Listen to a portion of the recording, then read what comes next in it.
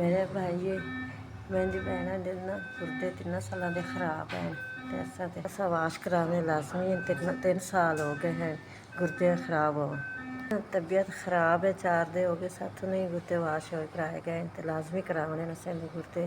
तबीयत बड़ी खराब है, कोई हिम्मत नहीं, कोई गुंजाइश नहीं। असी हर शाह वेच दिन ते लाई बैठे हैं। असी बिल्कुल गरीब हो गए हाँ। ਅਸੀਂ ਕਿਰਾਇਆ ਵੀ ਕਿਸੇ ਕੋਲ ਪਕੜ ਤੇ ਆਏ ਹਾਂ, ਸਾਡੇ ਕੋਈ ਇਤਨੀ ਨਹੀਂ ਗੁੰਜਾਇਸ਼ ਹੈ ਵੀ ਅਸੀਂ ਜਿਹੜੇ ਇਹਦੇ ਗੁਰਦੇ ਵਾਸ਼ ਕਰਾ ਲਏ। ਵਾਲੇ ਜਾਂਦੇ ਰਹੇ, ਉਹਨਾਂ ਸਾਨੂੰ ਉੱਥੇ ਆਖਿਆ ਕਦੇ ਸੁਬਾਹ ਕਦੇ ਸ਼ਾਮ ਆ, ਕਦੇ ਸੁਬਾਹ ਕਦੇ ਸ਼ਾਮ ਆ। ਸਾਡਾ ਬੰਦਾ ਬੜਾ ਉਹਨਾਂ ਬਿਮਾਰ बहुत हो जासी जाओ ही हो जासी से बड़े जलील होते आए बैठे हैं। मेरे भाई के गुर्दे बड़े खराब हैं, आ वेख लो।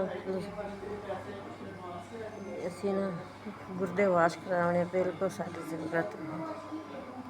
अल्लाह के नाँ ते मेरे बिरा दे गुर्दे वाश करा दे। मैं दवाई दिती रखसा मेरे बिरा दे एक बार करवा दे।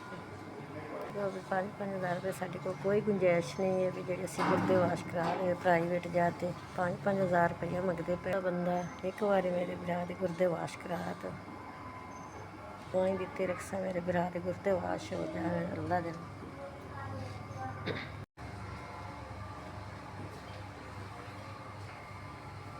दिलों 35 रुपये सानू मिल गया गुर्दे वाश कराने वास्ते। मैं आदे भाई के गुर्दे वाश करा ली साड़ी बड़ी मेहरबानी जो सानू दिते।